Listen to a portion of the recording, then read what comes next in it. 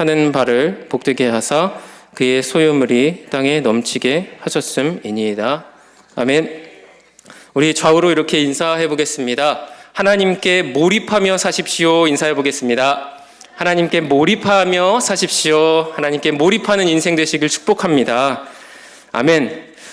네, 저는 영화나 애니메이션들을 참 좋아합니다. 그런데 문제는 이런 영화나 작품들, 심지어 미술 작품도 그러한데요. 이것들을 보다 보면은 스토리가 지나갈 때 그 스토리의 힘든 점들, 고난의 이야기들이 나올 때 마음이 너무 힘들어서 끝까지 보지 못하는 단점이 있습니다. 그래서 아주 좋은 영화라고 할지라도 너무 슬퍼서 못 보겠다고 그러면서 자리를 일어날 때가, 그래서 저희 어머니는 너는 너무 과몰입하는 게 문제라고 어릴 때부터 그렇게 얘기를 하셨습니다. 제가 좀 오바스럽나요? 근데 저 같은 분들 계시죠? 그런데 한 영화를 보게 되었습니다. 주제는 딸을 향한 아버지의 사랑이었는데요. 이 이야기도 고난의 이야기와 힘든 이야기들이 많았어요. A, B, C 힘든 이야기들이 지나갈 때, 그런데 이 영화의 결말은 아버지의 그 사랑들이 이런 고난에도 다 미리 준비되어 있다고 하는 내용이었습니다. 이 영화를 제가 돌파하면서 봤어요. 그런데 두 번째 영화를 볼 때에는 A, B, C 플롯이 지나가는데 전혀 힘들지가 않았습니다. 왜냐하면 결말을 알았으니까요. 그리고 아버지의 그 준비하심이 이 영화에 다 준비되어 있다는 걸 아니까 마음이 너무 편한 거예요. 저를 장 목사 유난스럽네 영화 볼 때 이렇게 생각하실 수도 있지만, 우리도 이런 실수를 저지를 때가 있지 않습니까? 우리의 인생에 너무 과몰입한 나머지 하나님 아버지의 준비하심과 하나님 아버지의 그 결말을 놓치는 실수 말입니다. 그러므로 우리는 인생을 살 때 나에게 몰입하는 것이 아니라 하나님께 몰입하는 인생이 되어야 될 줄 믿습니다. 아멘. 오늘은 함께 욥기의 말씀을 보려고 합니다. 기독교 작가로 잘 알려진 필립 얀시라고 하는 작가는 본래는 리더스 다이제스트라고 하는 잡지사의 기자였습니다. 이 사람이 사람들을 많이 인터뷰하다 보면서 고난을 겪은 사람들을 여러 이야기를 듣습니다. 여자친구를 구하려다가 회색 곰에게 큰 장애를 입게 된, 그것도 얼굴에, 한 소년의 이야기, 그리고 높은 산에 아들과 함께 올라갔다가 불의의 산사태 때문에 아들을 끌어안고 죽은 아버지, 그리고 그 죽는 아버지를 눈에서 목격한 아들의 트라우마의 이야기들, 이런 이야기들을 보면서 그는 나중에 내가 고통당할 때 하나님은 어디에 계셨습니까? 라는 책을 쓰게 됩니다. 아마 신앙서적을 좋아하시는 분은 읽으셨을 수도 있습니다. 그는 인터뷰들을 하면서 이런 질문을 가졌습니다. 고통이 하나님과 인간을 멀어지게 하는 것일까? 라고 하는 질문입니다. 이 사람들은 모두 다 하나같이 이런 고난을 겪은 다음에는 하나님과 내가 멀어졌다고 하나같이 벽이 생겼노라고 말하는 공통점을 발견하게 되기 때문입니다. 근데 정말로 고통, 고난이라고 하는 문제는 우리가 앞서 말한 것처럼 그저 남의 이야기 영화처럼 고난에도 하나님이 계시지라고 쉽게 풀고 갈 문제가 아닙니다. 원인도 다르고, 그러나 그 강도도 다르고, 우리는 그 속에서 인생은 고통의 출생에서 태어나서 또한 그 고난을 겪으며 고통으로 죽기까지 우리는 출생과 죽음 사이에서 왜? 라는 질문을 끊임없이 던지기 때문입니다. 오늘 이 밤에 혹시 고통이나 고난으로 눈물 흘리는 남몰래 기도하시는 분들이 계시다면 더욱 하나님께서 이 밤 은혜 주시기를 축복합니다. 하나님께서 믿음 주시고 안아주시기를 축복합니다. 우리는 이 고난에 대한 이야기, 그리고 이 욥기라고 하는 본문을 더 많이 묵상해 볼 필요가 있습니다. 장로교를 창시한 사람이라고 여겨지죠. 존 칼빈의 설교가 오늘날에 약 700여 편이 존재합니다. 그런데 그 중에 욥기가 159편입니다. 칼빈은 성도들에게 이 욥기를 통해 그 마음, 하나님의 마음을 전달하기를 원했고, 이것은 20세기에도 저는 동일하다고 생각합니다. 세 가지 부분으로 나누어서 보겠습니다. 제가 설교를 세 가지로 나누어 왔는데요. 첫 번째 장 제목 화면 보여주시겠어요? 같이 한번 읽어보시죠. 시작! 욥기에는 1장이 있다. 네, 그럼 욥기 1장이 있지. 1장이 없는 성경이 어디 있습니까? 먼저 욥기의 이야기를 잠깐 정리해 보겠습니다. 우스라고 하는 땅에 욥이 살았습니다. 이 욥은 하나님께서도 인정하는 사람이었습니다. 당대에 온전하고 정직하고 하나님을 경외하며 악에서 떠난 사람이라고 1절에 묘사합니다. 하나님도 그를 자랑스러워하였죠. 동방에 욥 같은 이가 없었습니다. 어느 날 마귀가 하나님께 찾아와서 내기를 겁니다. 하나님께서 이 욥의 소유를 쳐보십시오. 주님을 욕하고 주님을 버릴 것입니다. 그런데 그 일이 일어나도 욥은 하나님을 예배하였어요. 20절에 나옵니다. 그리고 하나님을 원망하지 않습니다. 2장에 가서는 이 이야기가 한 번 더 일어납니다. 하나님, 가죽으로 가죽을 바꿉니다. 소유물로 자기 생명을 바꿉니다. 무슨 말이냐면 욥의 본인을 쳐보십시오. 하나님을 이제 저주하고 하나님 떠날 것입니다. 그런데 2장에서도 욥에게 그 고난들이 일어나지만 하나님 같은 건 없어 라고 하나님을 버리는 일은 없습니다. 그리고 2장의 이야기가 있고 3장부터 37장까지 친구들과의 항변, 욥의 고난의 이야기가 나옵니다. 먼저 우리는 욥기를 생각해 볼 때 욥기는 이런 이야기들을 토대로 볼 때 고난을 겪는 책, 고난에 관한 책이라고만 생각하지만 저는 그렇게 생각하지 않습니다. 왜냐하면 그것은 마치 케이크를 비유로 든다면 여러분 케이크에는 어떤 재료가 들어가는지 아십니까? 계란도 들어가고요. 밀가루 그리고 우유와 쇼트닝이 들어갑니다. 하지만 이 케이크를 가져다가 우리가 케이크는 계란에 관한 것이다 라고 말하지는 않지 않습니까? 욥기 또한 그러합니다. 욥기가 분명 긴 이야기 중에 무려 3장부터 37장까지라는 어마어마한 부분이 고난의 이야기이지만 욥기는 고난에 관한 것만이 아닙니다. 그러면 무엇에 관한 것인가? 인간의 편에서는 믿음에 관한 것이고요. 그리고 하나님 편에서는 하나님이 계시다고 하는 그 사실에 관한 것입니다. 제가 함께 나눌 첫 번째 주제로 욥기에는 1장이 있다라고 함께 나누지 않았습니까? 저는 1장을 읽으면서 어마어마한 은혜를 받습니다.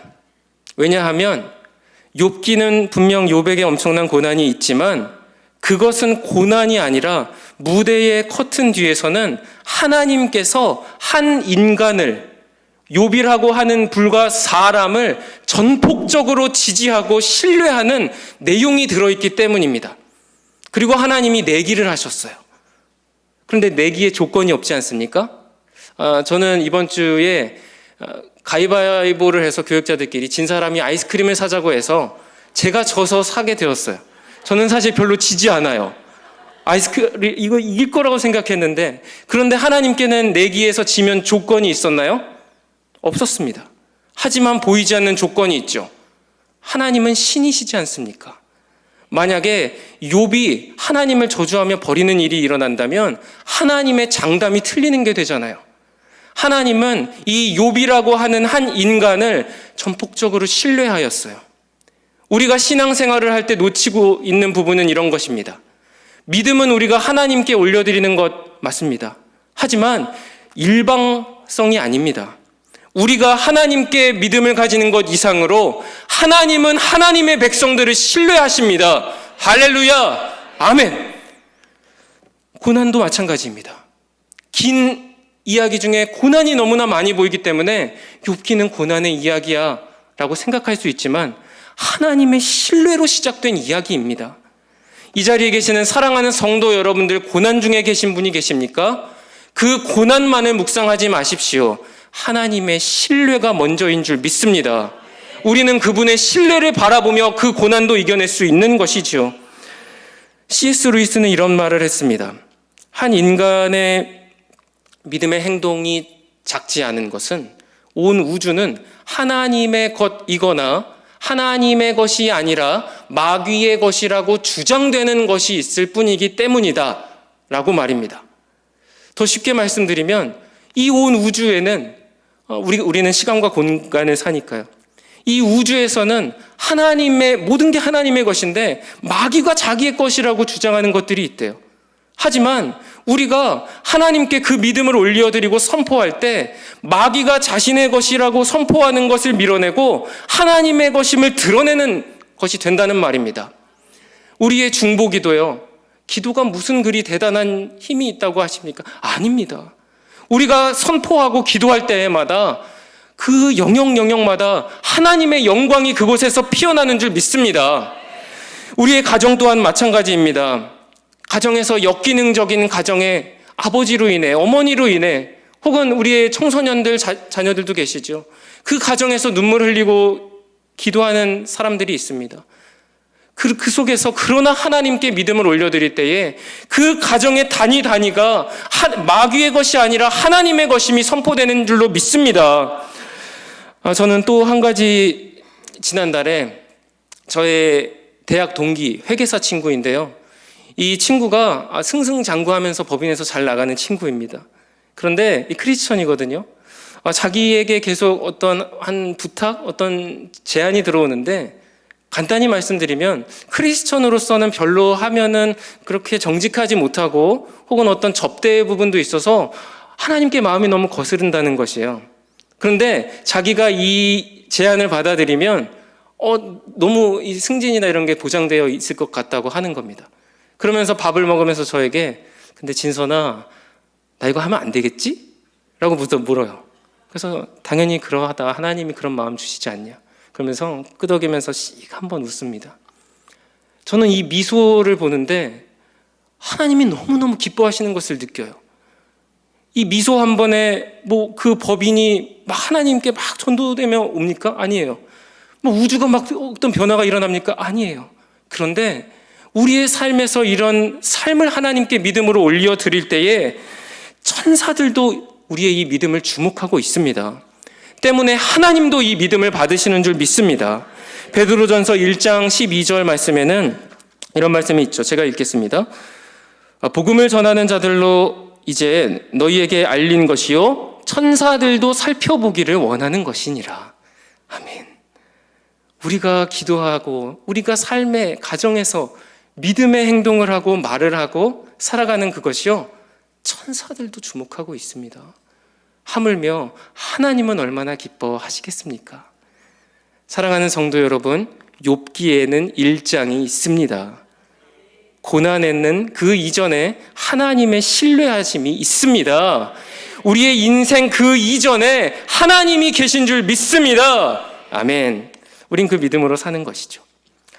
두 번째는 함께 또 장제목을 읽어볼까요? 시작. 하나님의 욥기에서 주는 두 번째 은혜는 하나님의 친구라고 하는 점입니다.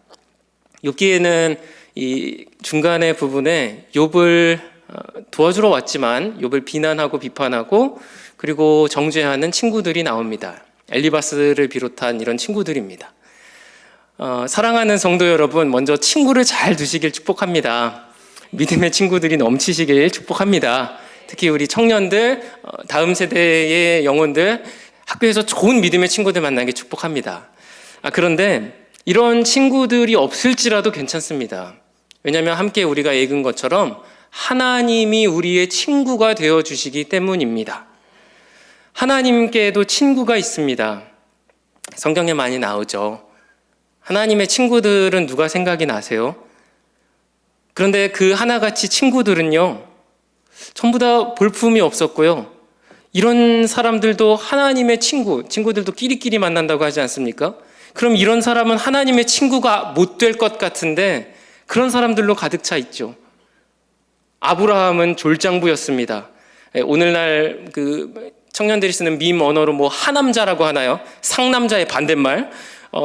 자기 아내를 팔아먹었어요.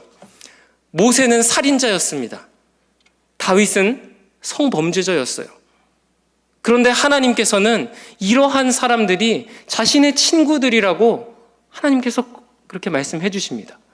제가 좋아하는 스펄전 목사님이 쓰신 책 중에 내가 하나님의 친구가 되기 전에 미처 몰랐던 것이라는 책 제목도 있습니다.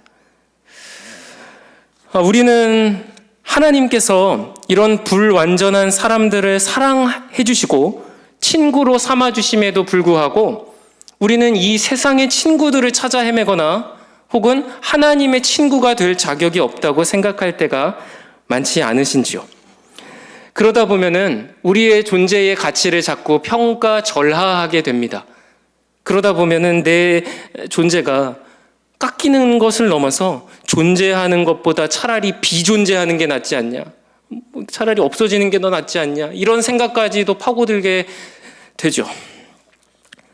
그러나 욥도 이런 허무함을 느꼈을 것입니다. 그러나 욥은 회개하되 하나님께서 자신을 사랑하신다는 것과 반드시 하나님이 계신다고 하는 이 사실은 타협하지 않습니다. 함께 말씀 읽어볼까요? 욥기 42장 3절 말씀입니다. 시작. 무지한 말로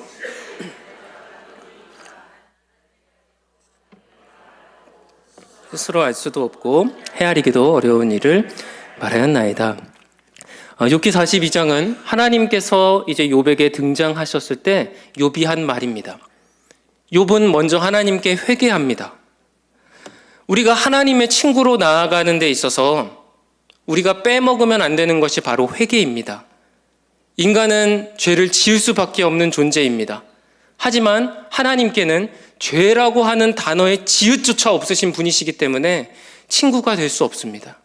하지만 우리는 회개할 때 하나님의 아들이신 예수 그리스도의 그 보혈의 공로로 하나님의 친구가 언제든지 될 수 있음을 믿습니다. 그러므로 우리는 보혈로 날마다 나아가야 하는 것이죠. 그러나 그것보다 또 오늘 말씀에서 주시는 교훈은 바로 하나님의 친구됨을 우리가 스스로 선포하고 기도 가운데 나아가야 한다는 점입니다. 우리의 인생에 우리가 세상 앞에 초라할 때가 많습니다. 성전의 미문 앞에 있는 그 장애인을 생각해 보십시오. 사람이 그 미문 앞에 옮겨주기 전까지는 아무것도 할 수 없고 구걸하다가 인생이 마감됩니다. 그런데 심지어 자기가 있는 곳은 미문이에요. 미문. 가장 아름다운 문이란 뜻입니다. 가장 아름다운 성전의 문. 그런데 그 앞에 있는 인생의 가장 아름답지 못한 한 남자의 이야기죠. 그런데 하나님께서는 이 사람에게 사도들을 통해 하나님이 이 사람을 어떻게 보고 계시는지를 전달해 주십니다. 사도들이 그 사람을 주목하여 하나님께서는 하나님의 친구들을 주목하고 계십니다. 우리가 인생을 살 때 우리의 불완전함과 능력 없음의 좌절, 그리고 장애나 질병이나 혹은 어떤 노년의 서름으로 인해서 누군가에게 나를 의탁해야 한다고 하는 사실 때문에 내 가치가 너무 초라하게 느껴질 때가 많습니다. 하지만 그러하실지라도 하나님의 친구이심을 포기하시면 안 됩니다. 예수님도 사실은 그러실 필요가 없으신데 사람에게 의탁하셨었어요. 예수님이 이제 성탄이지 않습니까? 아기 예수로 오셨잖아요. 여러분, 아기, 아가라고 하는 단어 말보다 사람의 의탁을 받아야 하는 존재가 또 어디 있습니까?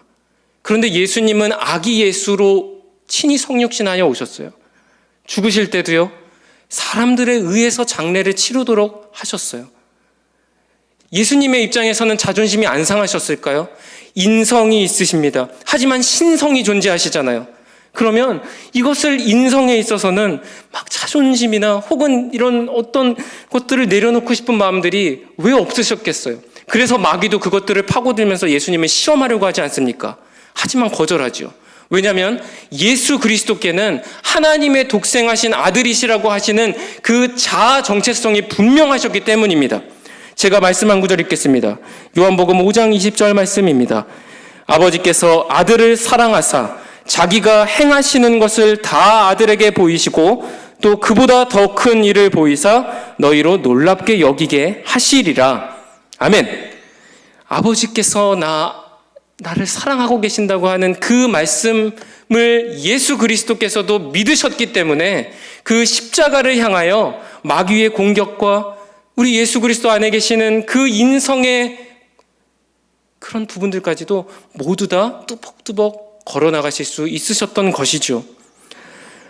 사랑하는 성도 여러분, 우리가 인생을 살 때 자기 효능감이 떨어질 때가 많습니다. 왜냐하면 누구에게나 약함이 있기 때문입니다. 하지만 기뻐하십시오. 하나님은 우리의 친구가 되어주시기를 기뻐하십니다. 할렐루야, 아멘. 베드로전서 5장 9절 말씀, 마귀가 우리의 이런 영적 정체성을 공격할 것이지만 우리는 이 말씀을 선포해야 할 것입니다. 너희는 믿음을 굳건하게 하여 그를 대적하라. 이는 세상에 있는 너희 형제들도 동일한 고난을 당하는 줄을 알미라. 아멘. 하나님의 친구들이신 사랑하는 성도 여러분, 이 영적 정체성을 포기하지 마시기 바랍니다. 아멘. 이제 마지막 세 번째입니다. 첫 번째는 욥기에는 1장이 있다였고요. 두 번째는 하나님의 친구라고 하는 점. 이제 세 번째입니다. 장 제목 보여주시고요. 네, 시작. 결말은 있다.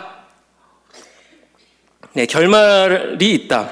그죠? 1장도 있고 당연히 결말도 당연히 있겠죠. 욥기의 결말은 하나님께서 이 긴 고난의 이야기가 지나고 하나님께서 등장하십니다. 그리고 욥의 모든 억울함들을 풀어주십니다.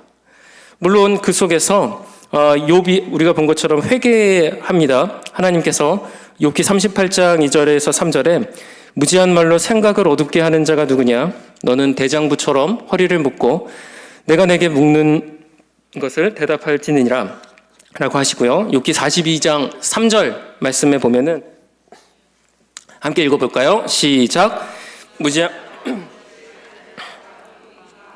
나는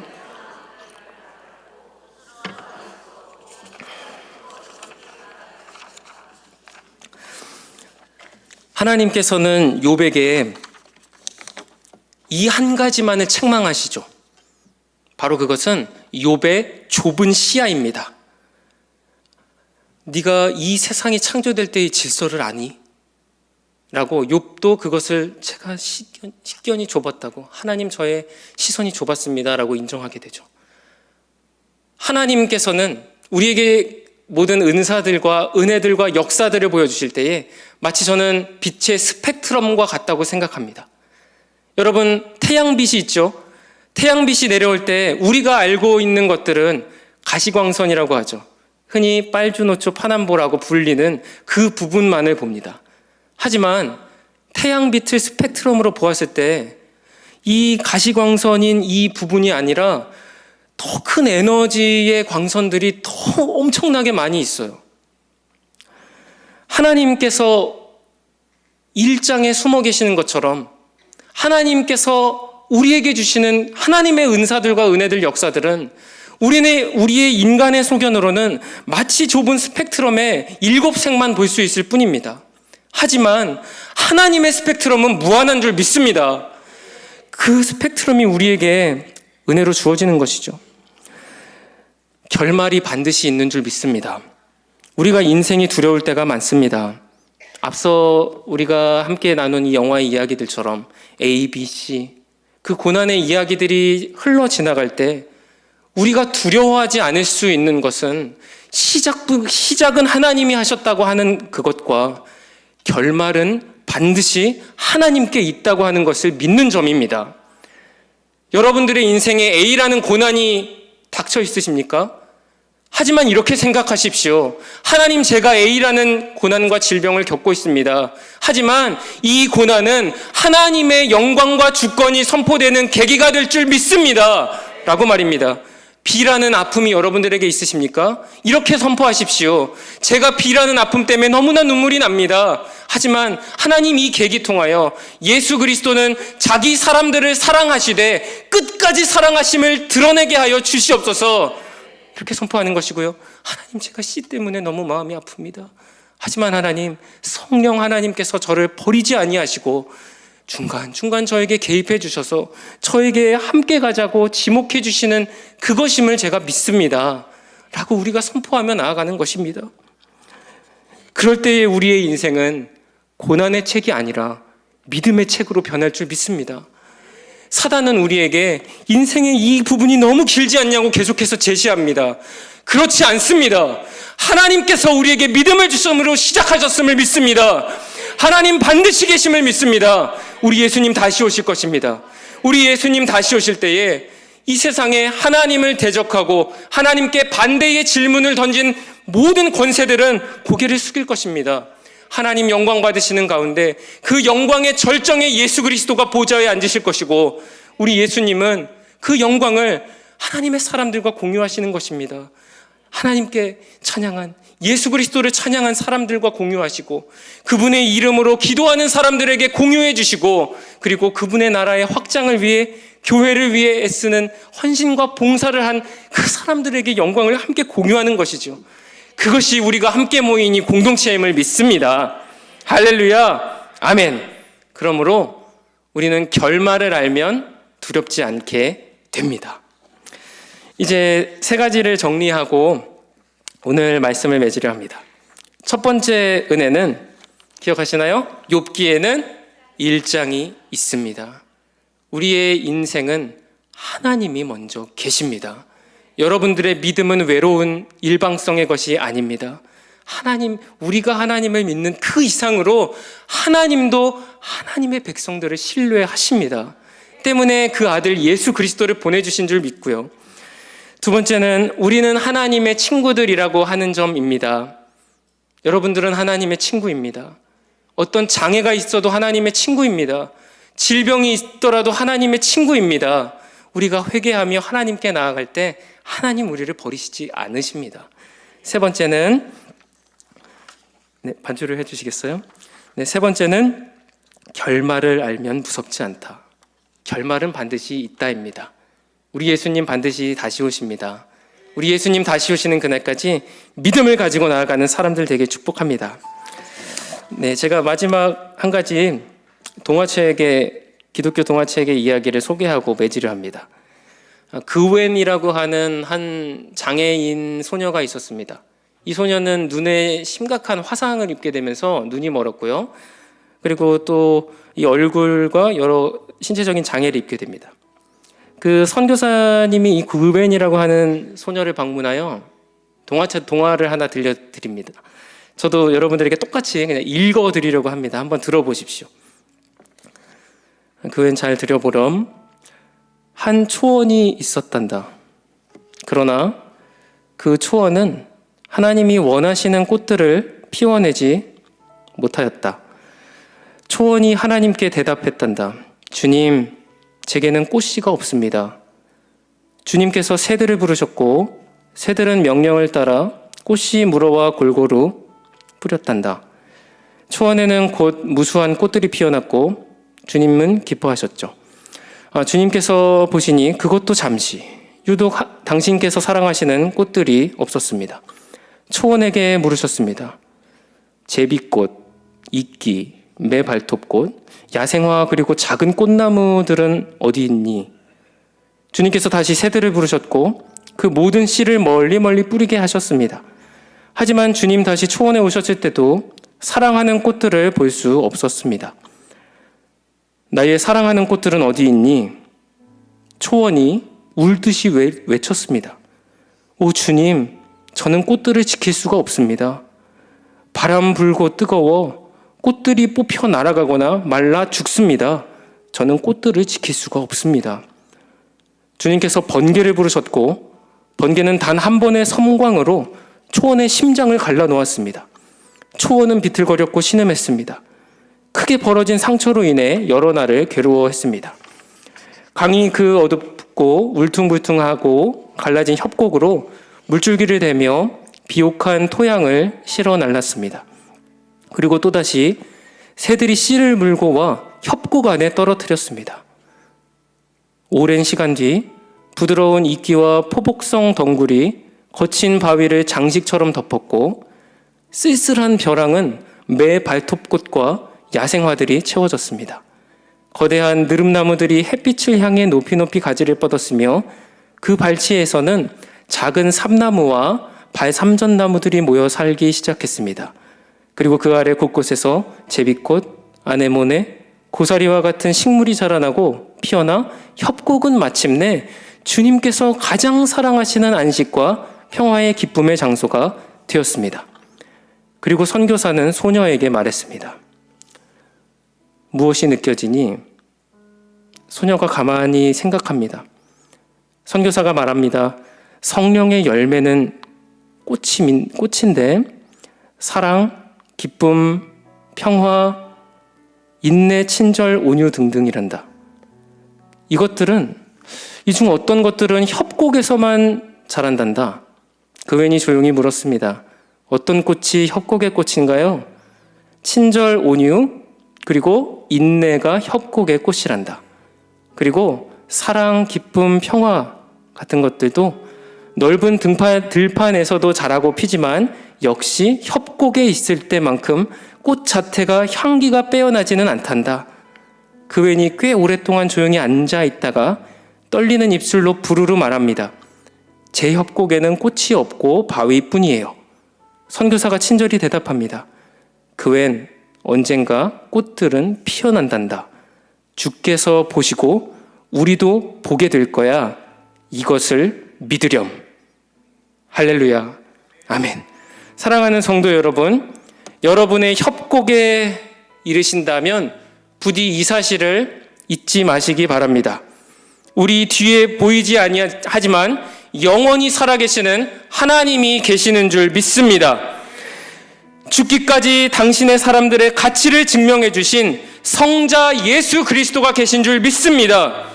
오늘 이 말씀을 우리의 가슴에 들려주시며 적용해 주시는 성령 하나님이 영원토록 함께 하시는 줄 믿습니다. 할렐루야. 아멘. 고난의 책을 넘어 믿음의 책을 충실히 써가는 온세계교회 모든 성도님들 되길 주님의 이름으로 축복합니다. 찬양하며 나아가겠습니다.